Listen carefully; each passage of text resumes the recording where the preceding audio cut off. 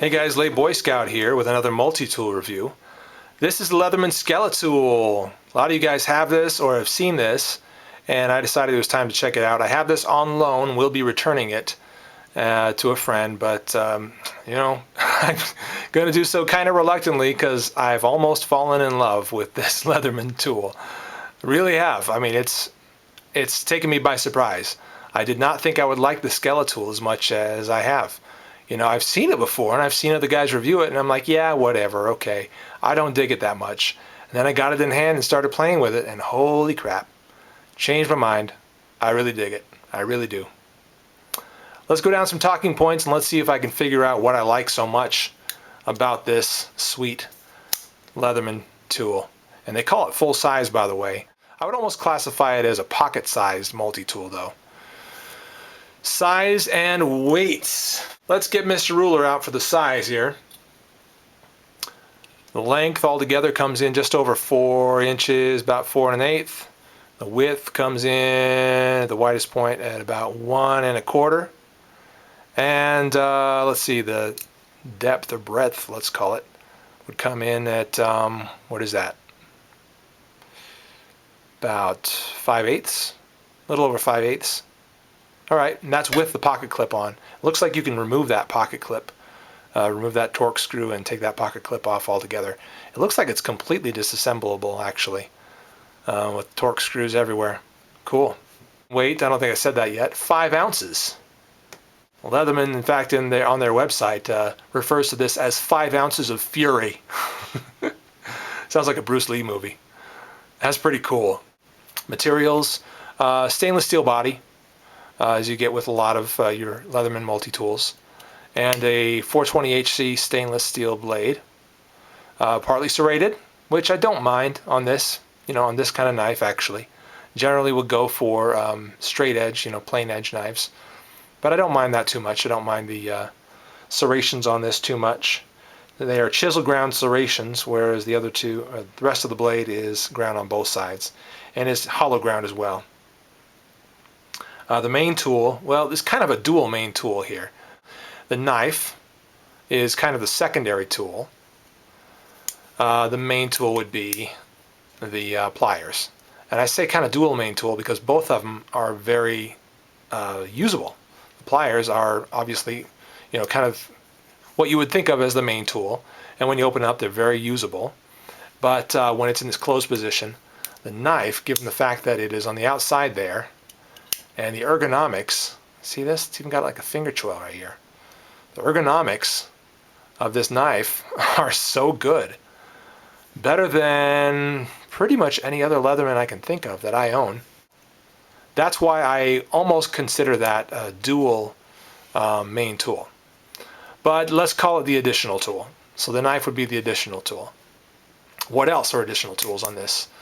Well, you've got a bit driver. The removable bits, number 1, Phillips, and this would be the number 2 Phillips right there. Okay, and this has got like a little lock on it that you would depress there, like so, to remove that. So it retains really well in there. That's cool. That's awesome. But not just number 1 and number 2 there. You've also got here in the handle, embedded into the handle, kind of wedged in there, is your flathead screwdrivers. And we'll kind of pull those out, see how those fit in there. Just the same. So that would be your 1/4 inch right here on this side, and your 3/16 inch over there. Very, very cool. I like that. The number of tools on here, the secondary tools, are not plentiful. There's your pliers with your, you know, your needle nose, semi-needle nosed. Your regular pliers, your wire cutters and hard wire cutters inside there, which I feel like these pliers are more robust than what would be almost the equivalent on the Juice series. Size-wise, they look very similar in size, but these seem a little bit more simple and elegant, and these just seem a little bit chunkier and nastier and meaner. And these do come to, I think, a finer needle nose point than these do. Yes, they do. Somehow I'm starting to dig this one more. You can see that the ring here, here in the center, and the outside ring, what it's connected to, well, this is sort of the pivot right here, and then the outside ring that's connected to that pivot. You see that size there. Now compare it to this one. That pivot and the ring that it's connected to. Considerably heavier duty, and just stronger in general. And I'm digging that. I really am. Also, just fit and finish wise, it's really good looking, you know, sort of all these little indentations and little bubbly things that they've drilled into that or kind of ground into that. It's aesthetically really cool looking. And I don't know that that does a lot to reduce weight, but it looks really cool. And the fact that this whole thing is kind of skeletonized, that's probably where it got the Skeletool name from, just so skeletonized, reduces weight about as much as possible. What are some model variations? There's the Leatherman Skeletool CX, which has more carbon fiber inserts rather than all stainless steel on the body. Also, it's black, DLC coated. So that's pretty cool. And the blade on that is 154 cm. So, you know, if you want the high-end Skeletool, that's the one you're going to get. If you want the one that's a little bit less expensive but still awesome, you get this one, the standard Skeletool. The quality of design, I've already kind of spoken to this. I think aesthetically it's very good looking. I didn't think that before, but once I've got it in my hand and been able to get a really close-up look at this thing, particularly the blade, has this nice little sweep here, this continuous line coming from here all the way down to there, which gives you sort of the impression that this is the knife, you know, here, and all this stuff is sort of added on for extra handle material, extra padding or something. Almost like you feel like you could remove this and make it, you know, it could be its own knife. And the fit and finish of it, of course, as I would expect from a tool from Leatherman, is just fantastic. Everything about it's well thought out, all the way down to this little curve right here. Sorry. This little curve right here, you know, it brings it down so that you have a more comfortable grip here, and there's no sort of, you know, the burr sort of sticking out, catching on things. You know, they could have gotten away with that, or at least, you know, it would have still been functional. It's just, it's a fit and finish issue that they saw and recognized that needed a little attention, and they gave it the attention it was needed. The fact that it's fully skeletonized is a great fit and finish point. You know, that they've given a lot of attention to this tool and making it something that they want to have as part of their line for a long time. And the lockup of all these tools, you know, the knife side to side, front to back is as tight as I could ever ask for. I already talked about the bits and how they stay into place really well, and the pliers. You know, this particular one still needs a little breaking in to get nice and loose, but oh man, it feels great. I feel a little tension as I reach that this point right here where the wire cutter would be. I feel a little extra tension before that closes. So that's letting me know that that could cut paper if I wanted it to.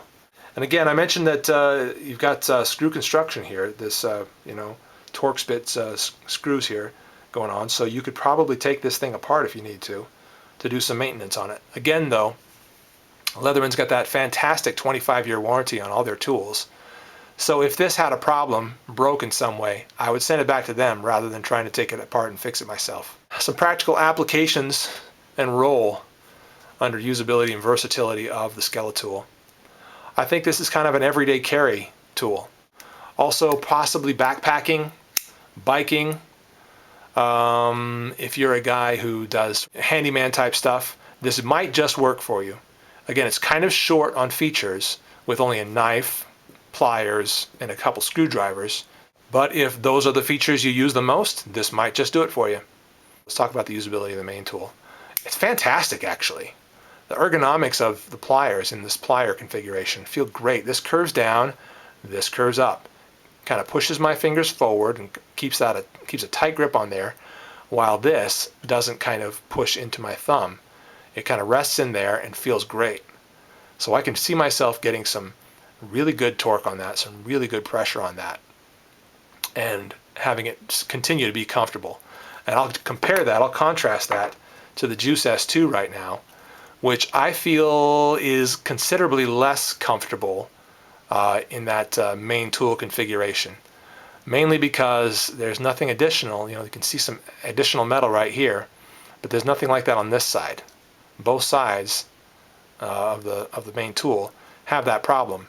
So this does pinch into my palm a little bit. I can tell you with certainty that I've in using this, using the pliers, I've had some ergonomic problems there, and I feel that that's a little bit pinchy, a little bit more pinchy than this is. And the usability of additional tools. Well, I already talked about the knife and how cool and ergonomic I feel that is. The pliers feel great. Let's talk about the usability of the screwdriver. It's a little tough. Not really tough, but you know, you can't really get this into a closed configuration, which is what you can do with the Juice S2 and any of the Juice models.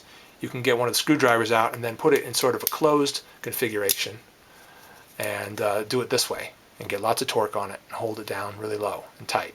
You can't do that with a Skeletool. Basically, you've got to have it like this, extended like this. So that's got its ups and downs because this thing kind of rotates in your hand, and you know the way that feels in your hand at any given time when you're squeezing it changes, and your pinky's doing this, and now it's doing this, and so you see what I'm saying? It kind of changes a little bit, and yeah, ergos on the screwdriver, not the best, but still pretty usable. I think I've talked already about the feel in hand. Pretty much everything about it feels great. Screwdriver could be a little better.